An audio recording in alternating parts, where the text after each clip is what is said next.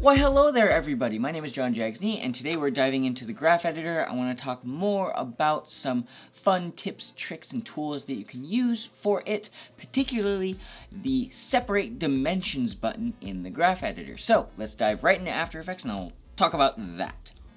Alright, we are in After Effects and I have this project open from a previous client, Ultra Pro Entertainment, and their game Sweetlandia. It is a Sweet-tastic style card game designed by my friend Ryan Sutherland. Shout out to Mr. Ryan, and it's quite fun. But we are going to talk about some animation with the Separate Dimensions tool. So let's just play this first scene really quick, and we'll give it a quick chat about what this translates to in After Effects. So we have the camera pulling back in the scene, we have the logo sort of popping up, and then we have a cool whip transition happening. Now, the reason why I wanted to show you this is because when we look at the camera, it's not your traditional position keyframes. If you hit U on the keyboard, we have individual keyframes for your position, scale, and rotation. So the way you do that is there's a button when you right click on your position property, you can click separate dimensions. So I have a different composition right now with the plane that is in scene 1 right now, and all it's doing is moving from left to right. We added this because it added a little bit more, like an extra detail to the scene. It technically wasn't in their art, but I was like, you know what? Let's do something cute and fun with it. So we have the plane here, and we have very basic animation happening at the moment. It is moving very slowly across the screen, as if like a plane is very far off into the distance. Now, when you go into the graph editor and you look at this keyframe and we hit the auto zoom, we can see that the Y value, the yellow line, 1080, it's just being static. The Y value is not changing at all, so that's a straight line. The X value is moving from left to right, or on the graph, it is going from a lower value, 715, to about 2658. Now, that just means that over time, X on the X-axis is time for the graph editor, Y-axis is value for the graph, for the value graph. We are moving from left to right. Now, there's a couple things that we have with this style of keyframe. We are limited into only using and dialing in with the speed graph. So if we were to, let's say hypothetically, select these keyframes by clicking on the position property and then hit the ease button, one of these eases, doesn't really matter. There's no handles right now, so we can't really like fuss with it, and in the graph editor, we're kind of limited to what the graph gives us. And there's some things we can do to help fuss with this. By either changing these handles. When you work with the connected position property like this, you can actually get these handles to change the spline and the motion path, so to speak. So now if I were to start at the beginning and play it back, it's going to follow that spline that I have. Now, if that's the look you're going for, that's awesome. Great. But there's just one problem. What if we wanted to adjust the speed of the X but not the speed of the Y? The speed of those is connected and we can't control them separately. So whenever you have this workflow where the position is a single property, you get some cool benefits like this little handle where you can like change the look, and maybe you could even select this keyframe. So you can create this like little S-curve sort of thing and just bring this down. So now it'll go up, it'll go down, and then go all around, so to speak. And I should mention one more brief thing. If we hit Control-Alt-O on the keyboard, I have the plane oriented along the path. So if I set this to off, it'll maintain its orientation throughout the entire curve, but to make it look like as if it's flying in said direction, we hit Control-Alt-O and set it to orient along path.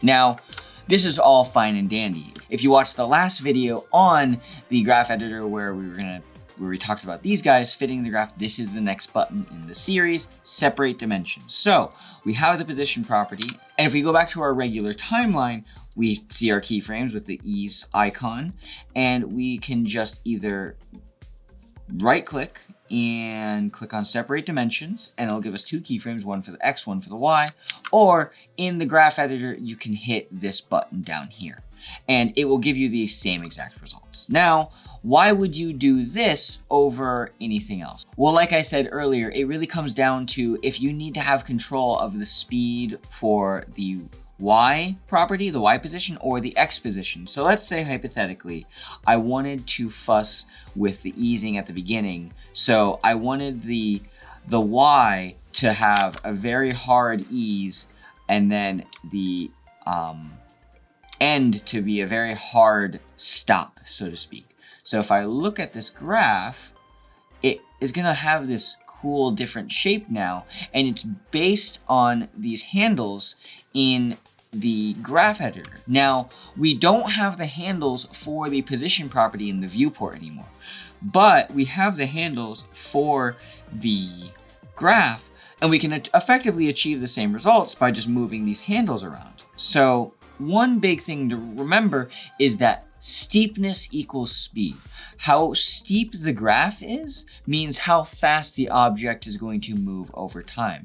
So let's say hypothetically I wanted at frame 6 to be really, really high. So let's hit G on our keyboard, and then we will make a keyframe. We'll unclick the little zoom, hit the little Z key on our keyboard, and then hold Alt, and we can zoom out, and we can see it's bringing us further out. Now, the value is pretty much static at 1080. It kind of deviates a little bit based on the changes I've made, but now I want to have it come up, so to speak. And then I want to maybe bring this curve in, and then bring this curve in again. So it's going to be really, really slow. And this is very non-natural for what a plane would do, but we're doing a little bit of a dip right now. So it's going to sort of start and then get a little bit faster as it goes down, carry a little bit of momentum, and then go there. Now obviously that's a little janky.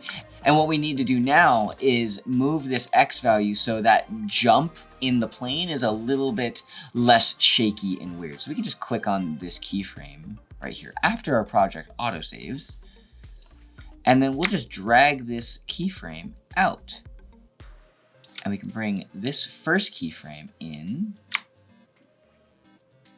So now the spread of it is going to be a little bit more even, and it should dip down a little bit more organically. Now, obviously these keys are a little tight, so we can just pull this out so it's not quite as harsh. And then one thing that is a little pro tip when it comes to this style of work is you can move this handle left and right, and now it won't have that, it won't level out as long as the property. And then we can just pull this in. Maybe we'll scooch this Y position over just a hair. And effectively what I'm trying to do is make it so that that jerk in the very bottom is not quite as intense. All right, so that's not bad. Now, the benefit about working with the speed, or with the, and now the benefit to working with the value graph with separated dimensions is we have that control now over the X property as well. So if we were to look at this curve and think about gravity, for example, the plane would actually be moving faster during this portion, and then through, I think it's momentum or inertia or physics, it eludes me. I chose chemistry as my science instead of physics, but that's besides the point. So you would think it would be moving a little bit faster in this portion, and we can see that through the spacing. The dots on this spline, on this motion path, indicates how fast it's moving over time. Wider gaps in between those dots means it's gonna be moving faster, and closer gaps means it's gonna be moving slower. So let's go into the X property now, and we'll hit the little auto zoom graph height. And now what we can do is we can select this keyframe, and sort of adjust it so that it's gonna be moving faster in the middle,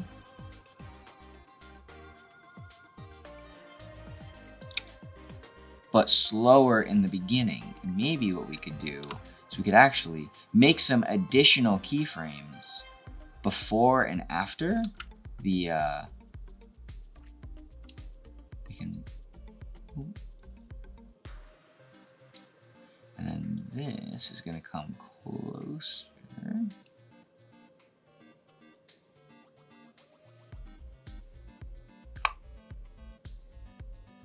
We want this to be slower, so we want it to be a little bit steeper. And then what we're gonna do is select these two keyframes and then just move them along until we get to that dip. And now we should go back to the 3-second mark where we can see the steepest part is kind of in this spot. Maybe we'll crush this down a little bit. And then we know that the Y position, that keyframe is over here, so we could just drag this to that 3-second mark. And then we'll go back to the X position. We can see it's doing a little weird loopy thing. That's because this spline, if we were to uncheck zoom height and then zoom really close in, or select these two keyframes on the end, and we can see that it actually goes above this last point. So what we'll do is we'll actually decrease this, and that should, yeah. So you see how bunched up and how close those dots are? That means it's going to be a lot slower in this section. So it's going to start slow, speed up in the middle, and then carry some extra momentum, and then slow back down. We could actually maybe even,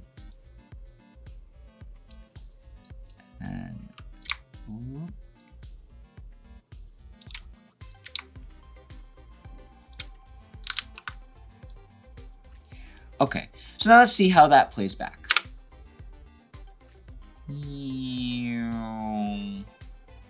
Now, obviously, the timing and spacing is a little off, but what we're getting here is just a little bit more control over the graph. And the benefit of this is that we're doing the separated dimensions part. If we were to uncheck this again, we get this weird spline happening where it goes back to linear values. And if we select it and then we go back into our keyframes, select all these, hit F9 on our keyboard to ease them, it's not gonna give us that control. We can't change those splines. Now, what you could do hypothetically when you have connected properties like this, autosave, you can go into your speed graph and you can zoom or fit to the height of your graph. And what you can do is you can kind of try and get these curves to have a nice sort of blend to it, but it's not going to be as precise and fine-tuned as you could get with the value graph. Now, I should mention that you can achieve the same look with the speed graph. It's just harder and a little bit more complicated to interpret rather than the value graph. So, generally speaking, what I want you to take away from this video is separate those dimensions and then fuss with your spline. So let's go back to the value graph. Let's select all these keyframes. Select all these keyframes. Oh, goodness. Select all these keyframes. Hit F9 on your keyboard. And then let's start actually fussing. So we know that we want it to be pretty steep here. So what we can do is actually get rid of that middle keyframe and that middle keyframe. And we'll move this. So that's right there. Yeah, you know what? That actually might be fine. So then we can delete that. Delete. And then you see how this is being a little weird. It gets that weird funkiness. It's only because this curve flattens out. So if we just level that out just a little bit, and then we pull this guy in, and maybe we'll go back to frame 1 and really just pull this guy up. So it has that little like loop-de, like as if it's in a dive and then sort of like leveling out. And then we can see here that it gets a little janky in this one spot. And the reason why is that curve is not quite easing into that next spot. And now this keyframe here, I generally like to try and keep them pretty close. So that will be there. And then because I know that this is going to even out, I want to pull this a little bit tighter. Maybe I'll even pull it there, and then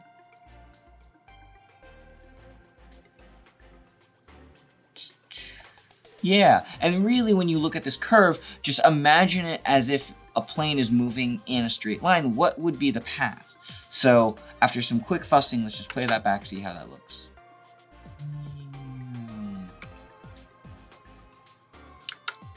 All right, sound effects not included, but I will instead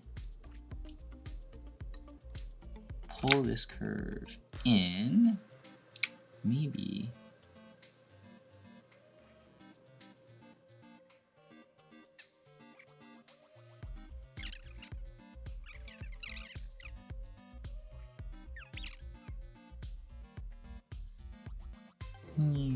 Okay, cool.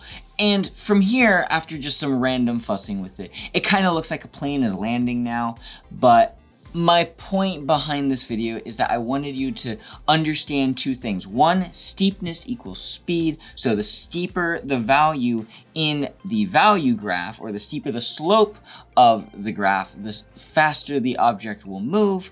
And when you separate dimensions with this button right here, you get a little bit more control with your animation curves. Now, like I said, one more time, you can unseparate these dimensions, and then if you select that position, you actually get these cute little handles that you can fuss and muss and mess around with your animation curve, and you can achieve a very similar result still.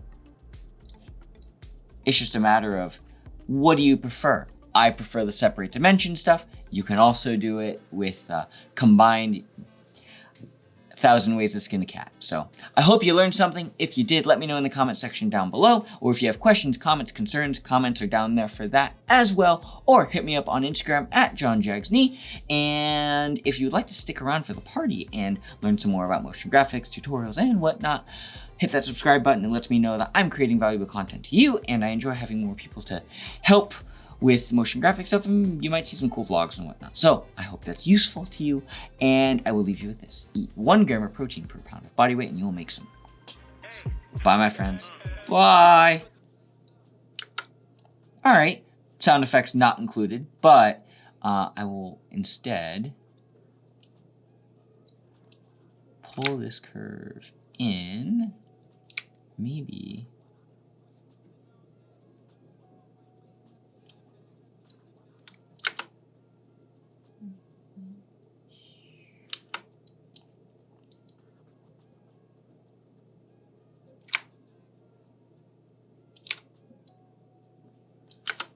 One more time.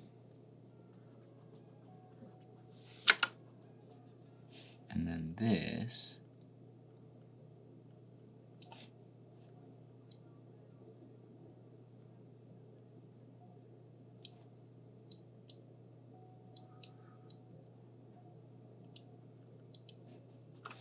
We can see here the spacing is actually a little funky. So what we can do is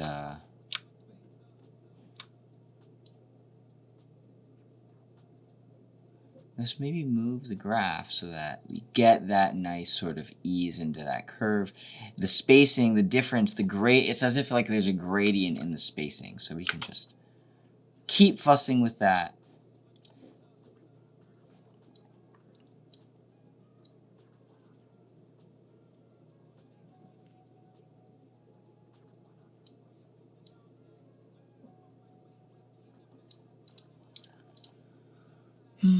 Okay. Yeah, that looks a little bit better. Let's see how that plays back.